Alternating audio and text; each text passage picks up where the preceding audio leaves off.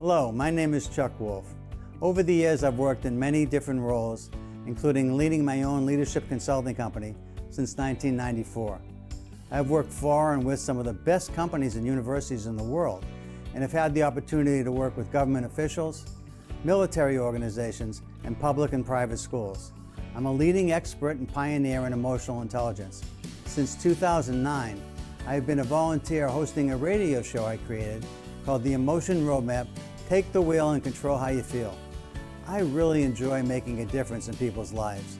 The show is on award-winning community radio station, WPKN in Bridgeport, Connecticut. In recent years, Simsbury Community Television has been sharing my shows on their station and on YouTube. My sincere hope is that everyone who watches regularly will learn how to use the Emotion Roadmap in their own lives by listening to people who call in to get help with challenges at work, home, and in communities. To learn more, go to www.emotionroadmap.com. If you have a comment or question, email me at cjwolf@cjwolf.com. Thank you and enjoy the show.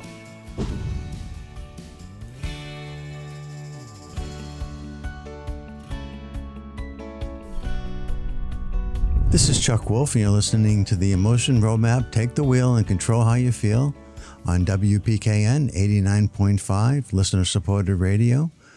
You're listening also perhaps on stream on WPKN.org or on the WPKN app. I want to thank everyone who's a regular listener for tuning in.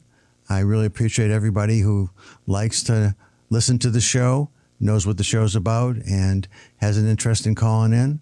And the number to call in is 203-336-9756. If you have something to call about, whether it's about leadership and teams, communication and relationships, families and caretaking, anything to do with what life brings to us in the way of challenges is open for us to talk about on this show. The Emotion Roadmap is a procedure or a process, a tool I created to help people to deal with challenges in their lives that involve emotions. So while I may not be able to help somebody secure a loan, I might help you to deal with what it feels like when you don't get the loan or what you might want the loan officer to feel like when you talk to the loan officer about securing the loan. Those are the kinds of things that are not typical because most of the time we're talking about relationships and how people communicate with one another. When I think about emotional intelligence, I consider the idea that emotional intelligence is a relatively new concept. We first heard about it in 1990 when researchers Peter Salovey and Jack Mayer discovered this idea that we have some abilities that aren't the same in each of us, but we all have them to some degree. Those are the abilities to perceive, understand, use, and manage emotions. And since we're not all similar, some of us are gifted in certain ways around our abilities in this area of emotional intelligence. Other of us are average, and some of us really struggle with some of the aspects of what has been called emotional intelligence. What I'd like doing on this show is to explain to people what emotional intelligence is, why it's important, and how you can be smarter about how you relate to others and how you manage internally what's going on inside of you. So let's begin.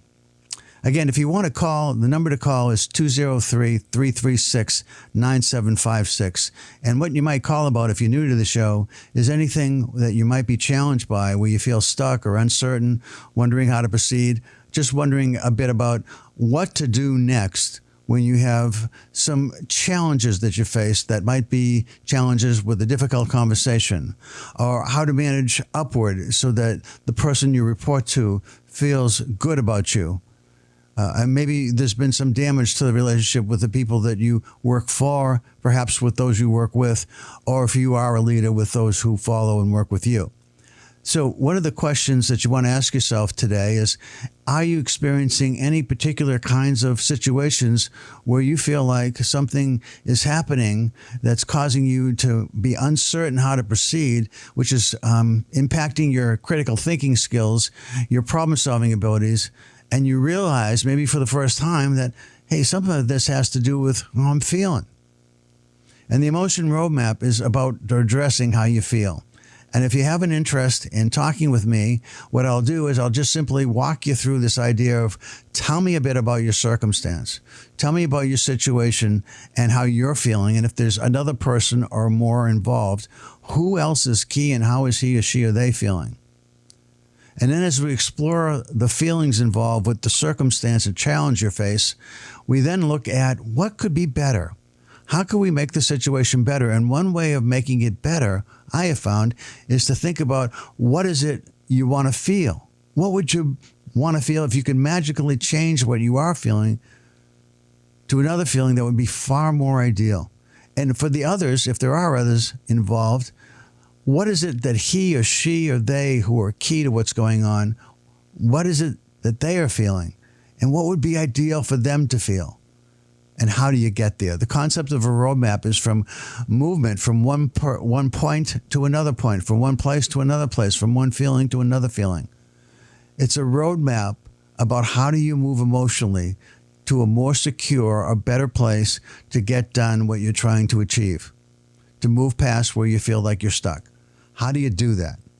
And so this show is about that. So if you've got something where you're dealing with people in your own families, where you're struggling, where you've got some issues with children, with your parents, with in-laws, with your spouse, partner, anyone in your families that you might be struggling with, that's an opportunity to call in and speak with me about how are you feeling about that situation? How is the family member feeling that you're struggling with?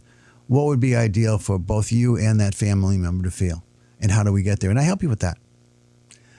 Same thing is true in the workplace. If you're struggling with leadership and you're wondering about how do I lead? How do I impact others? How am I possibly going to become the best possible version of myself as a leader? How do I do that? How can I make that happen? Well, part of that is being smart about how you personally are feeling and also how anyone that works for you, with you, that you work for is feeling.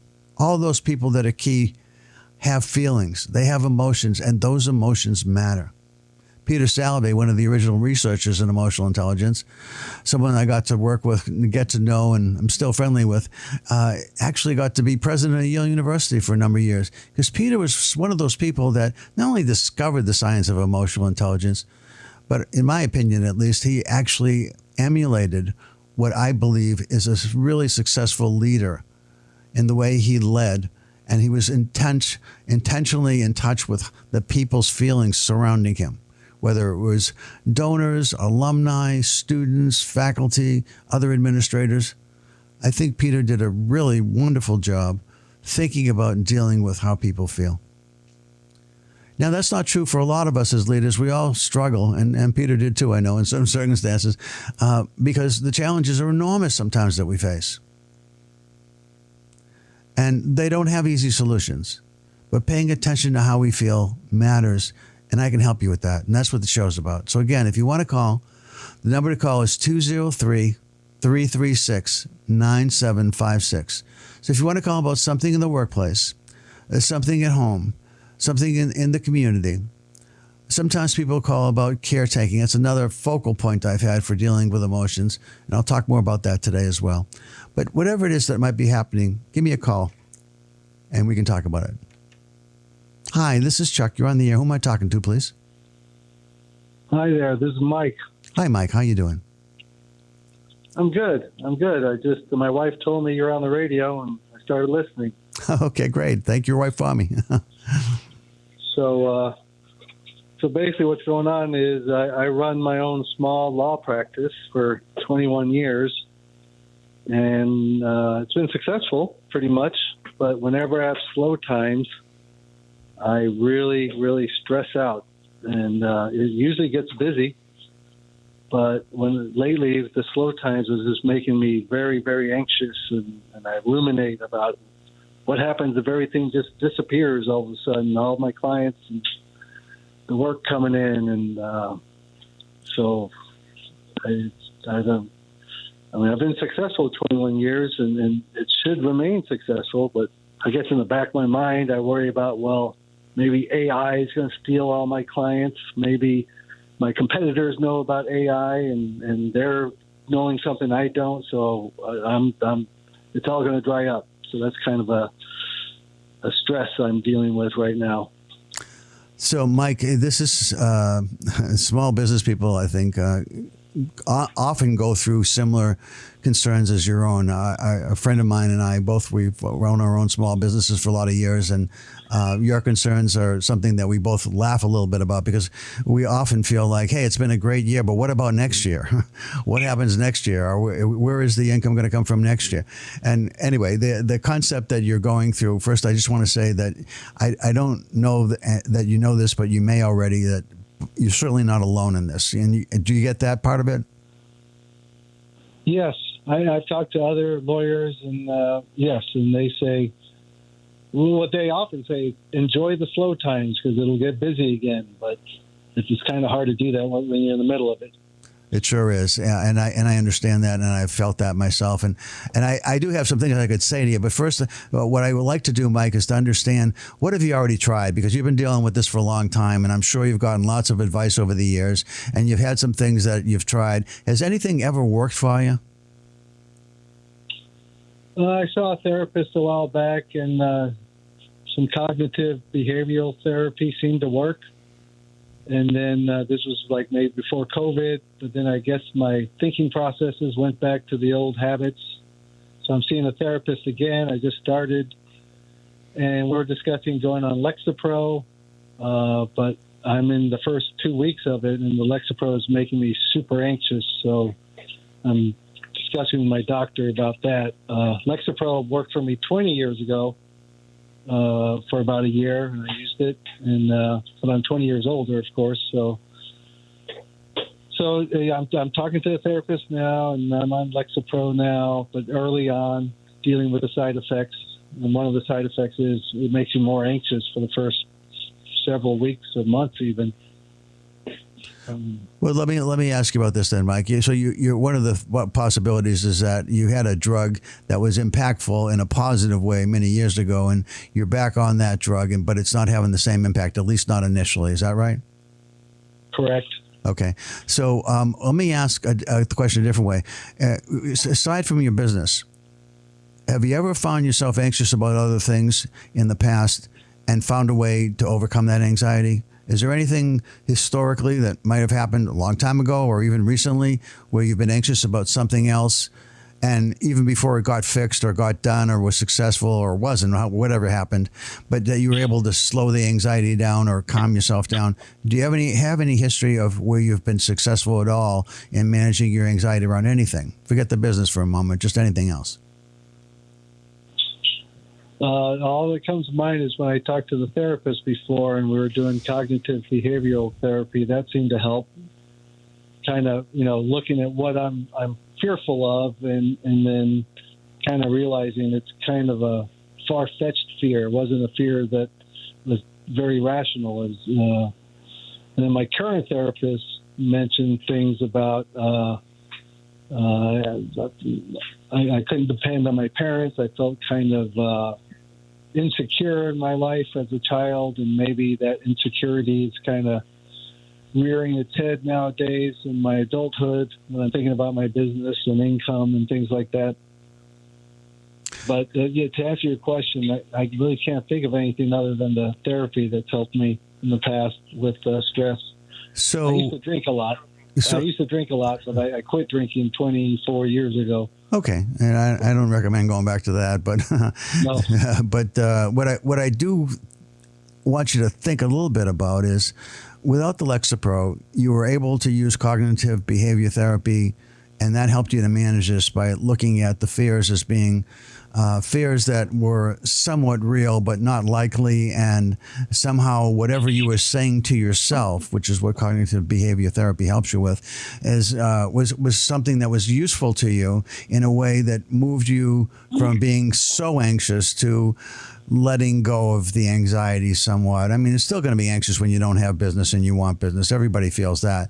But when it gets to the point where it's bothering you to the degree that it is, it crosses a line into unhealthy behavior. Anxiety is sometimes fuels you to work harder, to market more, to learn. Let's say you talked about artificial intelligence. Of course, everybody's worried somewhat about that in some ways, but so sometimes it prompts you to, well, if I'm worried about what other lawyers are doing about it, then maybe one of the things that I do to offset the anxiety is to start learning more about it. Start seeing if there's anybody offering programs about how lawyers are beginning to use artificial intelligence. And rather than worry about what your peers or your other competitors might be feeling or learning about these things, you start learning. And you realize we're at the beginning stages. And yes, there are some things that could be very helpful. Some of the note taking, some of the summarization, some of the research perhaps. But even with research, what I found with artificial intelligence is like it collects a lot of the data that's out there, but sometimes it incorrectly reports on summarizing information that wasn't an accepted article or precedent or so forth in your world. And so you really, even if you get the research from artificial intelligence, you don't want to just assume it's correct, because AI makes mistakes too. So, but I'm talking about it because I've looked into it myself a little bit, and I also think that one of the things that people have done when they're anxious about something is to dive into it. Don't be afraid of it. Learn about it. That's just one thing. Does that make any sense? It does. Okay, so that's just the procedure. But the more important part is, what do you do when this anxiety starts to bite you anyway? Because you could start on artificial intelligence and feel like you got that part of it handled, but that doesn't stop the feeling about, hey, wait a minute, I had a bunch of things come in this year and it was a good year, but I don't see where it's coming next year. I don't know that I'm going to have it next year. I used to have an accountant say to me, Chuck, every time we meet in the beginning of the year, you feel like you're nervous about where the income's going to come, and at the end of the year, we're trying to figure out how to manage all the money. And we joked about it at the time, but again, everybody kind of feels that to some degree. But if it prompts energy, if the anxiety, I think sometimes if you take a drug, sometimes it just slows the anxiety down and you don't feel it. But anxiety can also be fuel for the energy it takes to market more, to be smarter, to do other things. So I'm a fan of medication when it's necessary, but if there's other things in front of it that you might do, I'm a big fan of that. And since you had cognitive behavioral therapy work for you in the past, let me tell you a bit about how this roadmap concept works for me. When I think about any feeling that I have that's unwanted and not helpful, and as I said, anxiety to a degree is helpful. It tells us to start doing things to make sure that we're doing the things that we can control. But the things that are out of our control, that's a different story. And then the anxiety can build up more and more and more and more until it's overwhelming and incapacitating to a degree. So to head that off, one of the things that I felt that was really helpful is, as you want to go from anxiety, and when you're in a good state emotionally with your business, what replaces the anxiety? What do you feel instead? What would be more ideal to feel? Let me ask you that question. Well, when I have plenty of work, I feel like I'm a success, and all the marketing and networking is working, and work is coming in, and this is kind of what I dreamed of, and it's great. And I have maybe a lot less anxiety about how to get all the work done, but it's a better type of anxiety, just trying to organize my time. But it's like, yeah, I did it. I created this business and it's working, and it's a good feeling. So, Michael, one of the things that you said is you feel successful. That's key. You want to feel less when instead of feeling anxious, you want to feel successful. That was the feeling I heard in that. That sound right? Sure. Okay. Yes. And part of successful feels confident and competent, that you've got the skill set and the ability to make that happen. So I see those as kind of tied together with success in myself. Does that ring true for you as well? Yes. Okay. Yes, it does. So one of the things that I think that's useful is then asking yourself, and this is the concept of moving from anxious to successful and confident and competent, is to ask yourself, what would it take right now, today, starting today, for you to begin to feel more successful? What could you do to make you feel more successful than you're feeling, even if the business is slow? Is there something that you might do to make yourself feel more successful? Can you think of any things that you might either do or say to yourself? Sure. Probably do some more reaching out, marketing, reaching out to potential referrals, sources, writing a blog for my website, doing a video for my website to drive traffic. So you've got a bunch of strategies that are open to you. And like learning more about artificial intelligence, which I just jumped on and suggested because I'm also dealing with that myself, and so I'm choosing to try to learn a little bit about it anyway, is this idea that there are 3 or 4 things that you already said that you could start doing. That would, in essence, it doesn't stop the anxiety, but you're using the anxiety instead of it crippling you and making you feel down and depressed with it, because often anxiety can lead to that when it feels overwhelming. But instead, you start taking some initiatives and you do the 3 or 4 things you just said. Does that change anything for you? And could you do that? Is that something that you feel is doable and something you'd even like to do? Yeah, I'm not big on. I always complain about having to do networking because I'm talking to people I don't know, and I make it into a big, terrible thing in my mind. But then when I actually do it, it's usually relatively pleasant. But I do it, and then I usually feel like I've accomplished something after I've done it. So here's a key thing that in my mind, the way this roadmap works is I try to find ways to help people first to have a vision of what they want to feel. And we've been somewhat successful with that, I think. Would you agree? Yes. And then I ask them, are there things that you could do that would help make you successful? And you said, yes, there are. And there are things that you'd like that that will make you feel better if you start doing them. But then you said there's some obstacles in the way of that. And that's the introversion and the feelings of this is a new person, I don't know him, etc. And so this is another key to what I think helps people move from one place to another. And that's the self-narrative. And that is somewhat tied to cognitive behavior therapy. It's when you start to feel the way you feel and you know how you want to feel, is there something that you can say to yourself? Is there some narrative? And I could tell you what to say, but it really has to come from you. It has to be, what narrative can you use to say, look, I know I'm uncomfortable with this. I know this isn't going to be easy for me to get started, but I also know once I start, not every meeting, not every networking opportunity is going to turn into something good, but it's going to be more comfortable than I keep making myself think it's going to be. So I want to avoid the negativity and push myself over that hump and get past that. And that's what I'm saying to myself. And every day I'm looking at when am I going to do it? What did I get done? And how am I feeling towards the end of the day? And I think, if I'm not mistaken, that if you can come up with a narrative that feels, helpful in your head to push you to do the things you just described. This isn't me telling you what to do. This is what you say helps. So it's not my plan. It's your plan. I'm just trying to help you with it. I think you're going to feel different. Sounds good. I appreciate it. Thanks for your time. Okay, Michael. Good luck with it. Thank you very much. You betcha. Bye-bye. So that's how the show works, everybody. Thanks for the call, Michael, and I hope it actually does work for you. And honestly, it has the elements that it can work, because when you've been successful in the past, when you had something that helped, but you got away from it, then you want to figure out how do you get back to it. And sometimes it helps to have a therapist you can talk with about it.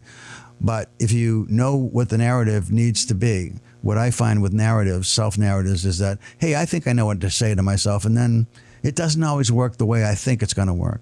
And then I try to tweak the narrative a bit until if I keep working at it and I get the narrative right, at some point I'm doing the things I need to do to feel the difference and more ideal feelings that I'm searching for, that I'm, grasping for, that I really want to feel. And can you do that? And really that's what the show's about, is I've found there's ways to help people to get past where they're stuck and to move into some strategies that have the potential. That doesn't mean it's like you have the great plans, but the plans that you have, even if you're really thoughtful and detailed and, have done all your homework and you really planned well, they don't always work the way you want them to, for a lot of reasons. But that doesn't mean that they were wrong. It just means that you got to modify them and continue to manage them in a way that that it didn't work exactly the way I had hoped. But I'm going to keep working at it because I feel like I'm on the right track and the trend is right. and it's helpful to keep moving in a certain direction that's going to make me better. Feel better, be better, do better.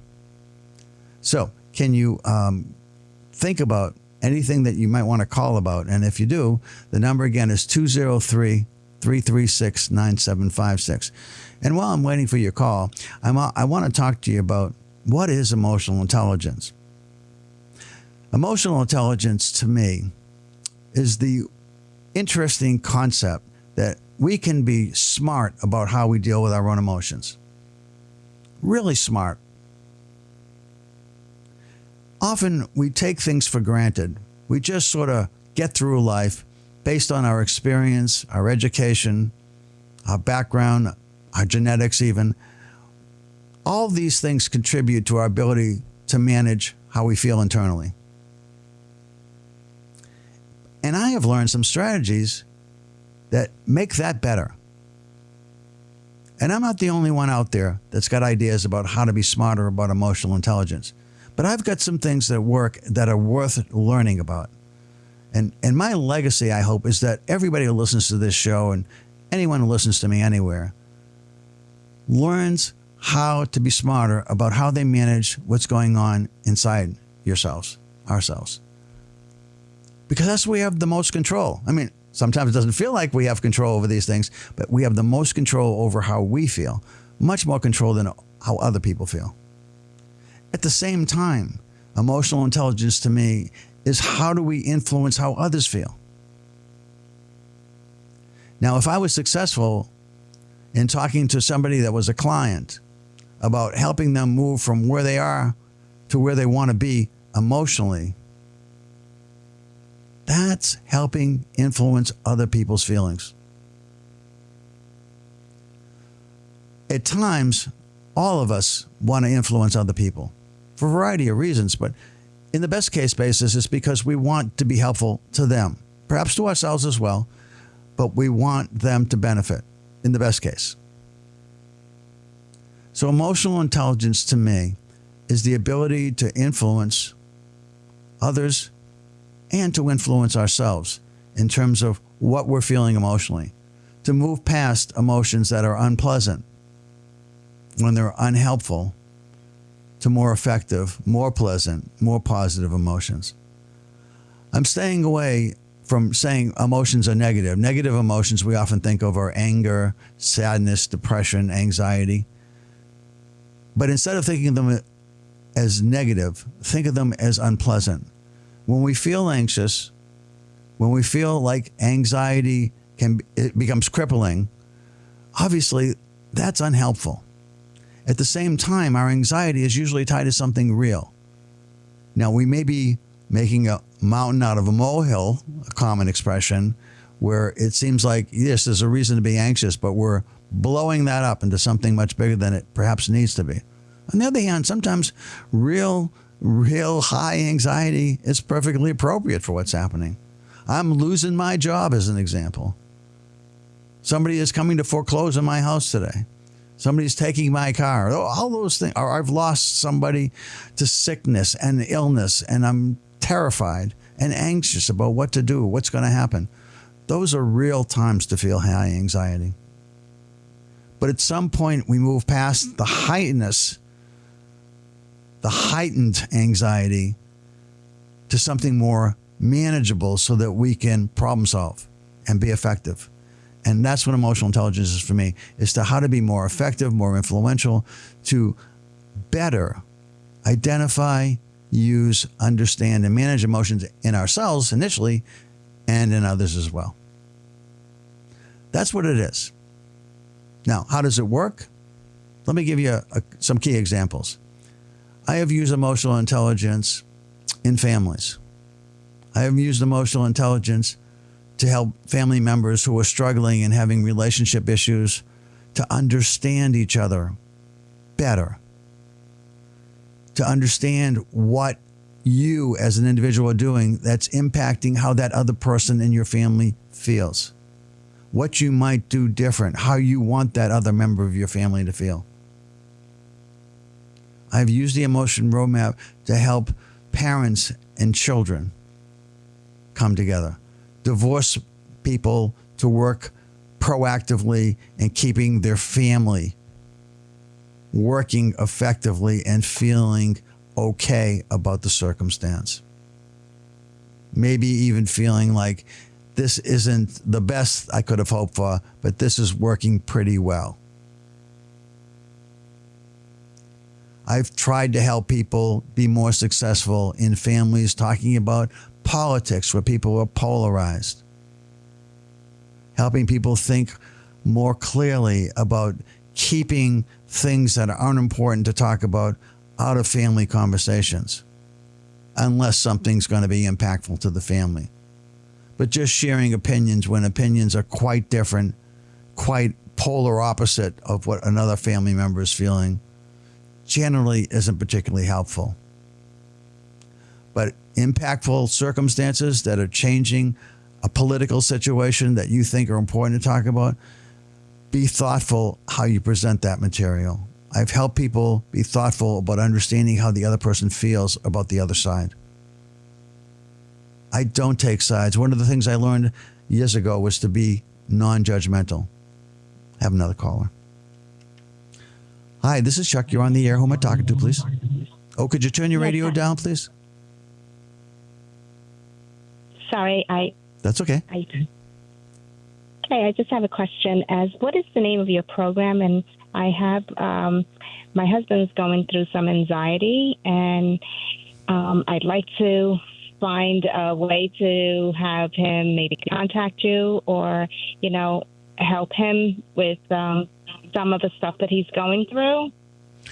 Well, I don't do therapy anymore. I used to be a therapist, but I mean, it's certainly free to listen to the program. But the name of the show, again, you want to turn the dial down? I think it's still echoing in your. Okay, go ahead. Thank you. Also, you're on the air. You know that, right? I did say that, but I want to make sure you know. Anyway, So the show's the Emotion Roadmap. Take the wheel and control how you feel. The concept is that we have a lot more power than we actually understand internally to manage how we're feeling. And that's what I try to help people with. If you were listening earlier, then you heard me try to be helpful to somebody that just called. But he's welcome to call anytime that I'm on the air. I'm on the air the first and second Wednesdays of the month from 12 to 1 p.m. On the first Wednesdays of each month, the first and second, from 12 to 1 p.m., you can hear me on 89.5 FM if that's how you're listening right now, or you can hear me on the WPKN app or on WPKN.org streaming that way. Okay, WPK app. WPKN.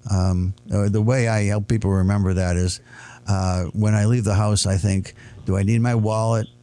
W. Do I need my phone? P. K. Do I need my keys? And N. Do I need anything else? Okay. All right. Perfect. So it's the first and second Wednesday. Okay. 12 to 1 p.m. Perfect. 12 to 1. Perfect.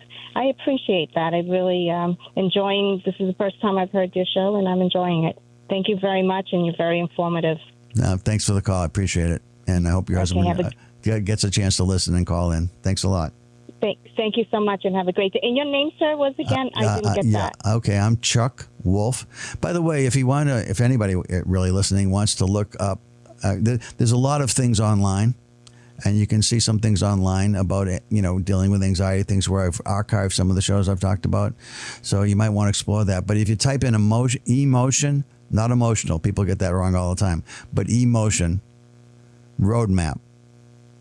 Emotion roadmap. You just Google it or however you search, and look up Emotion Roadmap Chuck Wolf, and Wolf is spelled WOLFE, and there's a ton of information will come up. You'll see. Fantastic. Thank you so much. I appreciate your time, and continue doing great things for people who are going through this. I appreciate it. Thanks for the phone call. You too. Bye-bye. Bye-bye. Okay, great. So, again, if somebody else wants to call, the number is 203-336-9756. So it's talking about what emotional intelligence is to me.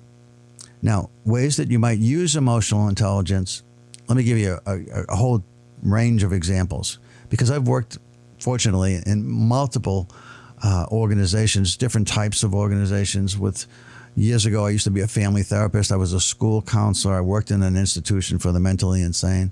I mean, lots of different things prior to entering the business world. And then since being in the business world, lots and lots of different experiences.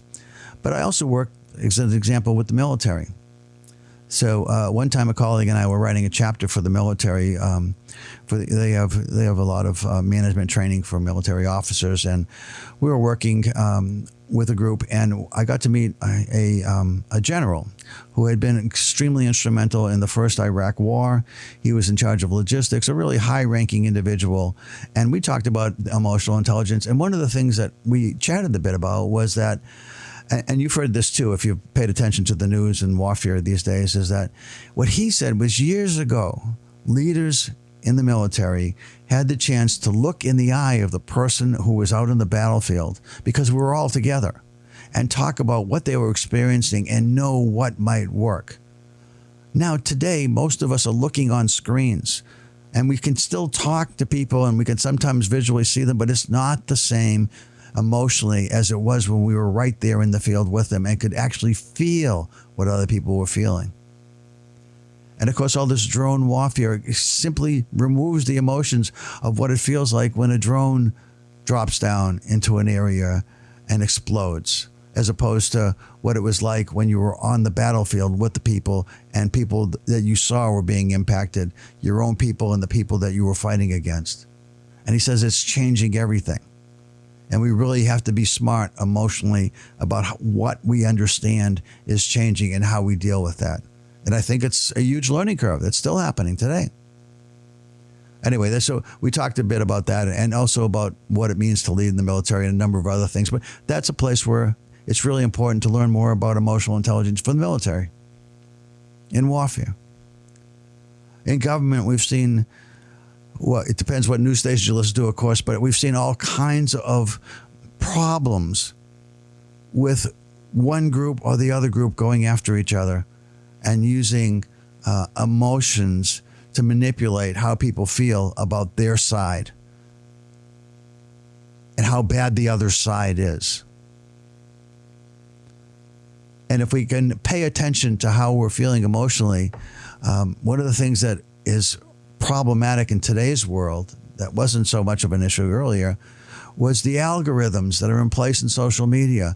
If we click on something that seems somewhat interesting to us, we're inundated with information to support that point of view, to the point where we begin to not believe anything that's perhaps arguing a counterpoint to what we might have read initially. It becomes harder and harder to be non-judgmental and to just have a conversation with someone that we like and we care about, we respect and think is really smart, but who thinks differently than us. Families have been pulled apart because of this. But families are pulled apart for lots of reasons. Children have to grow and become independent in order to fulfill their potential. Parents try to be effective parents, especially when the children are first brought home, to the best of their abilities, but struggle with all the challenges they face while parenting. There is no handbook, if you will, that says this is what you do with your child when this happens. There's all kinds of guidelines. And again, you can find much of this on the internet. You can ask AI, what do I do with my child when this situation happens? And you'll get decent information.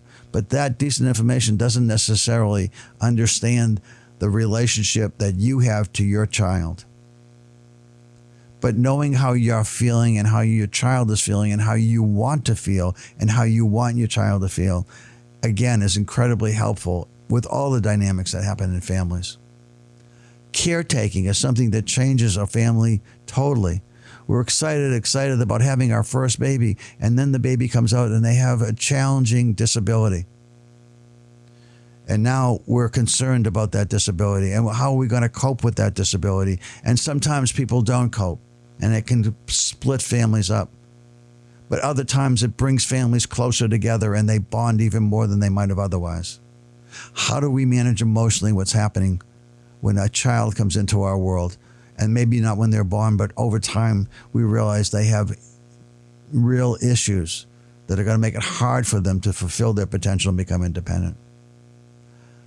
I have found that one of the emotions that seems to be helpful with that is a feeling that there's a greater God of some kind. And I don't mean to say that religion's an answer, and it doesn't even have to be about religion, but that there can be a spiritual feeling that we're in this universe all together collectively, and we are all beings in that universe. And the more we care about each other, the more the universe and all of us will feel at peace to some degree. And I found that sometimes people who have strong beliefs in their faith, whatever faith, I'm not saying this faith or that faith, but whatever faith they have, or whatever spiritual humanistic feelings they have, heightened awareness of that often helps in dealing with caretaking circumstances, with children in particular. But we all age, and in age comes lots of infirmities, things that we used to be able to do, we can't do so well. We don't remember as many things as we once did. We don't drive or have as good reflexes as we once had. We don't think as clearly. We're not as fast verbally as we once were. But sometimes it goes way past that to the point where we enter into dementia. We enter into Alzheimer's. The beginning stages are often funny sometimes. We'll say things that just catch everybody off guard, and they'll say, and laugh a bit about it.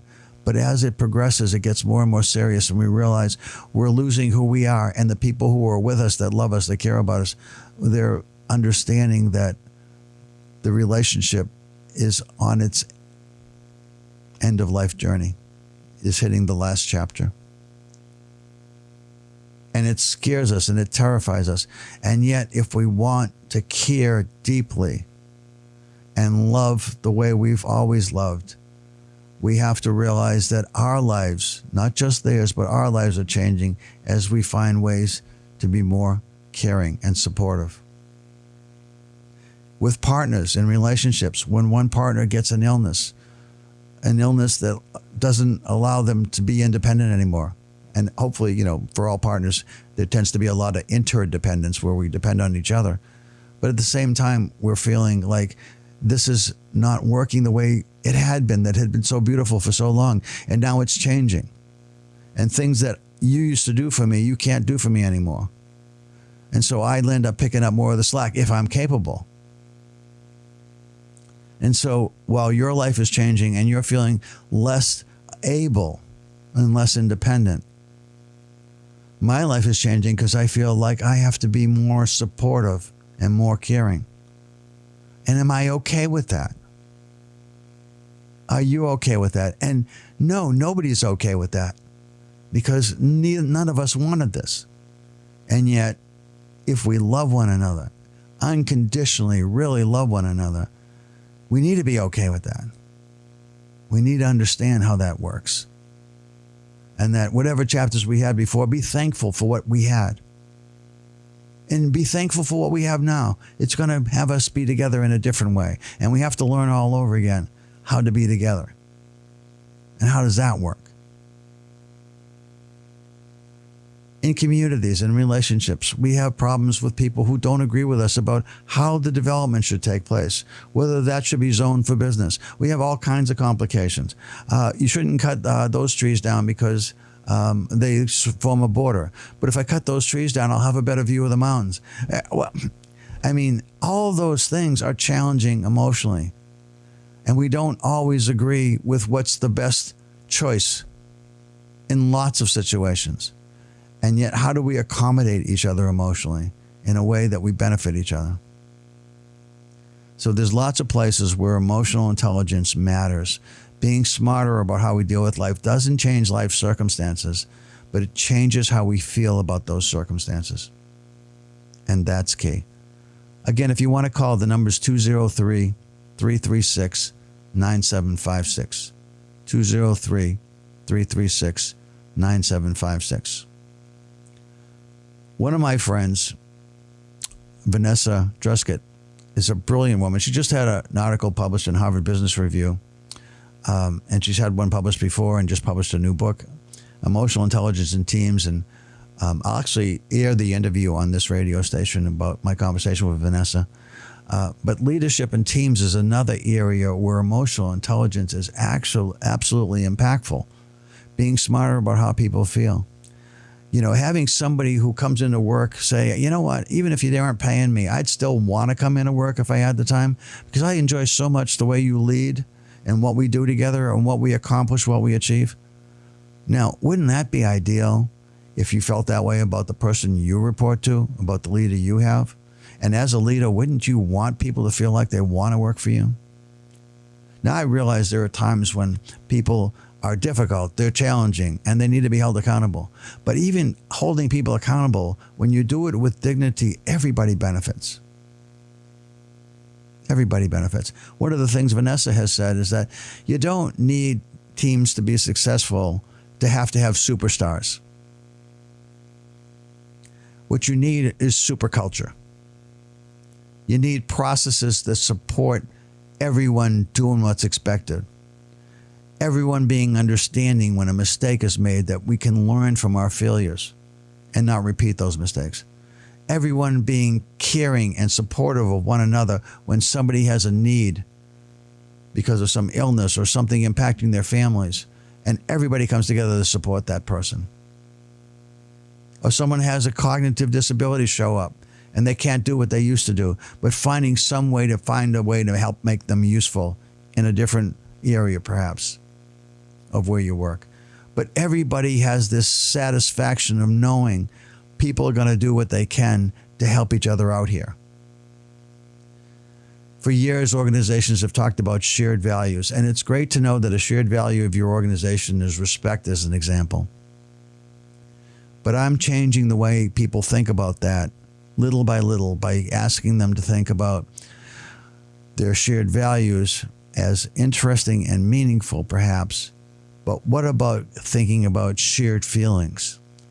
What if you had respect as a shared feeling and you asked yourself, or I asked you, do you feel respected at work?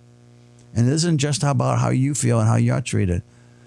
But as a representative of this organization, when you come into contact with your peers, with the people that work for you, the people who work above you, the people that work in other parts of the company, or when you work with people who are vendors, or when you work with anyone in the community as a representative of this company, are you respectful? Do you cause other people to feel respected? How different is that as a shared feeling versus the way we talk about shared values? Shared values was an interesting concept, and it's great to have your values aligned with your organization. And I think it's interesting on an intellectual level. I think shared feelings is interesting on an emotional level. And that's another way to think about emotional intelligence. How do you want people to feel? And having great process and great culture creates the best possible environment for teams to excel.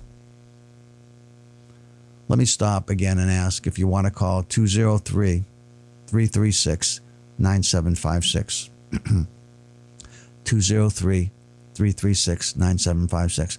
If you have anything that you'd like to talk to me about, I've got about another 10 minutes that I can do this. So don't wait. Pick the phone up, give me a call, and I'll be as helpful as I can in the time I've got left. 203-336-9756. I'm going to keep talking while, if anybody else has a call that they'd like to make, please feel free. Again, the idea of emotional intelligence to me is that it impacts people on multiple levels in different areas. And I've talked about families. I've talked about companies. I've talked about the military. I've talked a little bit about the idea that people in politics have an issue sometimes with one another because they don't think the same way. Well, let me talk a little bit about our government. At this point, we have a president that is a Republican president who used to be a Democrat and was friendly with lots of Democratic leaders prior to his running for president as Republican. He had contributed as a donor to many of them on both sides of the aisle. And he had been a Democrat, though. And I believe quite firmly that while he is getting lots of things done, and some people don't like the way he's doing certain things, but some of the outcomes are positive, that I wish there was more work with the Democrats. There are Democrats that want to work in a bipartisan way. And I wish the party would support that. I wish that both parties would support people working together. That's my own belief. Now, I know there are people that hear that and think immediately, how can you work with that person because of all the stuff that we've been told about that person? And I'm not going to tell you any of it's right or wrong because I'm not smart enough to know that. But I am going to tell you that I know that there's things that are happening that I believe that are good for the country. And there are things that are happening that I'm concerned about for the country. And that's been true about every president we've ever had. So all I'm saying is that when somebody becomes president, at least for me, I want them to be successful. Moral character, things that they've done in the past that haunts their legacy, perhaps, and makes it hard to like anybody that might be in that office. So I can't change how you feel about that, but I can ask you to understand that trying to be non-judgmental when you listen to family members who have a different point of view than you, that you don't hate them because they think it's okay to support somebody that you think is criminal or awful, however you're defining it. I wish there was more people working to collaborate. I have suggested in the past that people listen to Braver Angels, which is a great group that doesn't tell you to change how you think about things, but just tells you how to appreciate that somebody can have a different view and still be a family member of yours, still be lovable, still somebody who you want to support and care about, and you still want to be with, but maybe you just don't want to talk about politics because you can't anymore. And that's unfortunate. So I've tried to tell you a little bit about it. The thing that I think is really important to understand about emotional intelligence is that there's ways to think about becoming more aware. Aristotle was the first one to say that being aware of how you feel is critical to being successful and how you deal with life. He didn't say it exactly that way, but he was talking about self-awareness and how important it was.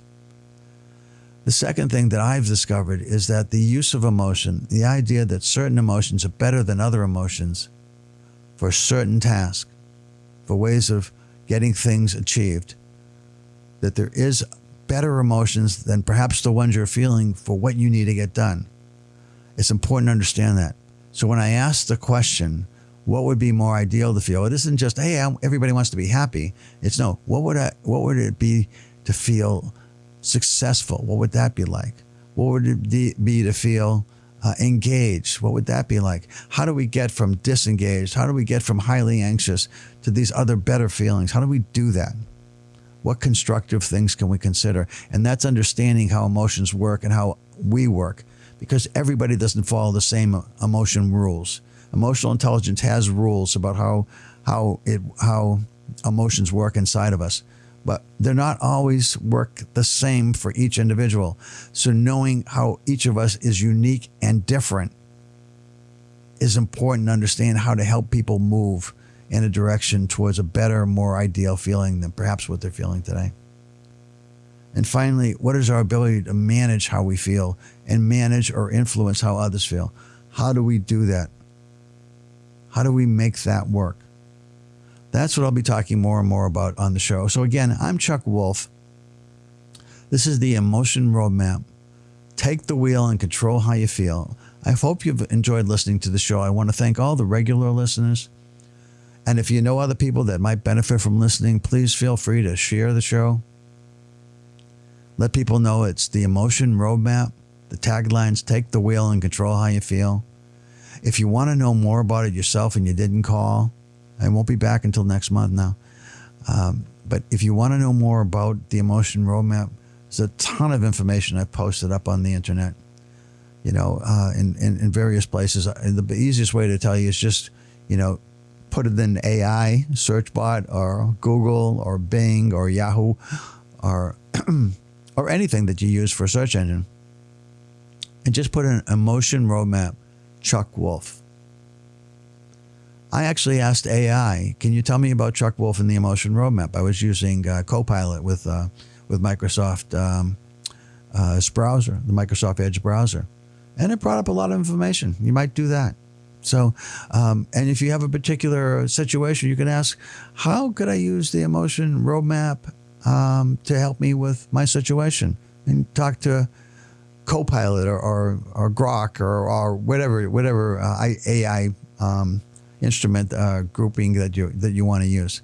AI is scary, but it's also going to be enabling and empowering in different ways. We just have to figure it out. So while it scares me a bit, too, I won't lie, mostly I'm just really excited about what it's going to bring. That's how I feel about it. At the same time, if I'm in a job that I think could be impacted by AI, I'm thinking about, what do I do next? Let me prepare myself for what I do next, not wait for the inevitable. If I think that's what's happening here, that my job's going to disappear. How do I get ready for my next job? And how can AI help me? It's coming, so I wouldn't fight with it, but I also wouldn't deny its existence. So I would work with it. How can it enable me, empower me? How can I learn more, grow more, be better, be the best possible version of myself?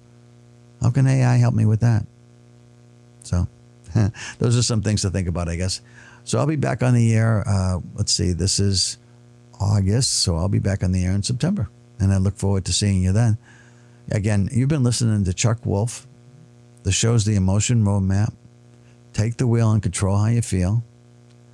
You're listening on WPKN. And again, I remember the letters by thinking, when I leave the house, I always need a certain set of things, and they form the letters for the radio station. I need my wallet, I need my phone, I need my keys, WPKNN. Do I need anything else? So I hope that's an easy way to remember where to find the show. You can also find us streaming on WPKN.org. Bye-bye.